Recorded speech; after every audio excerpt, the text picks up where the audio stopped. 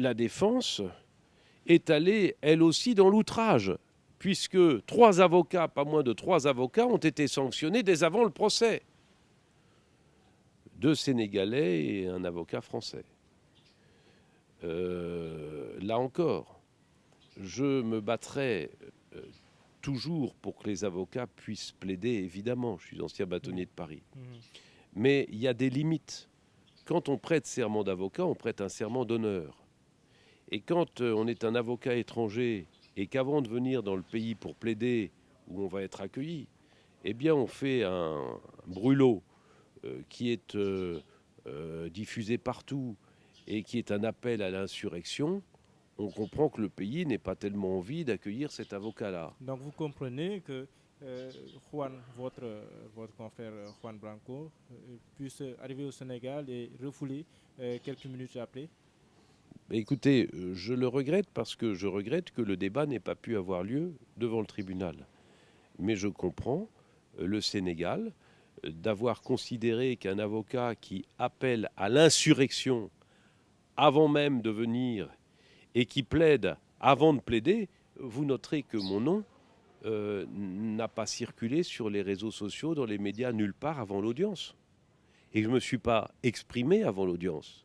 Et pourtant, avant l'audience, je vous le dis maintenant, je suis allé voir mon bâtonnier, le bâtonnier du Sénégal. Je suis allé voir, dans le cadre d'une visite de courtoisie, les autorités, pour leur dire, voilà, je suis avocat étranger, je vous demande l'autorisation de venir plaider dans votre beau pays. C'est autre chose que d'appeler de Paris à l'insurrection. Vous comprenez bien que j'aurais aimé que mon confrère utilise les voies, les usages, la courtoisie qui sied à notre robe d'avocat, à notre honneur professionnel, pour venir plaider ce qu'il avait à dire et ce qu'il avait à plaider, mais sans constituer des brûlots avant l'audience. Est-ce que ça ne peut pas avoir des conséquences sur des procès futurs où nous voudrions avoir des avocats français venir au Sénégal ou bien des avocats sénégalais aller en France pour plaider? Est-ce que cela ne peut pas avoir des conséquences à ce niveau? Écoutez, quand j'étais bâtonnier de Paris, j'ai toujours ouvert ma porte aux avocats de toute la francophonie.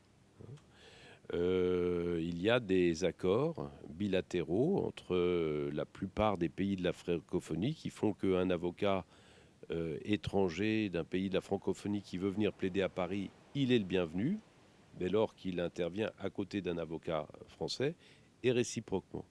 Cette réciprocité, je l'ai toujours vécue.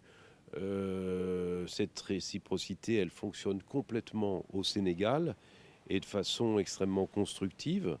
Mais là encore, elle ne peut fonctionner que si on respecte un certain nombre de règles, d'usages, et si on s'inscrit avec honneur dans la grande mission qui est la nôtre, qui porte une défense, mais dans le cadre d'une audience et pas avant, et dans le cadre d'un débat de défense ou de partie civile, mais pas d'un appel à la violence ou à l'insurrection.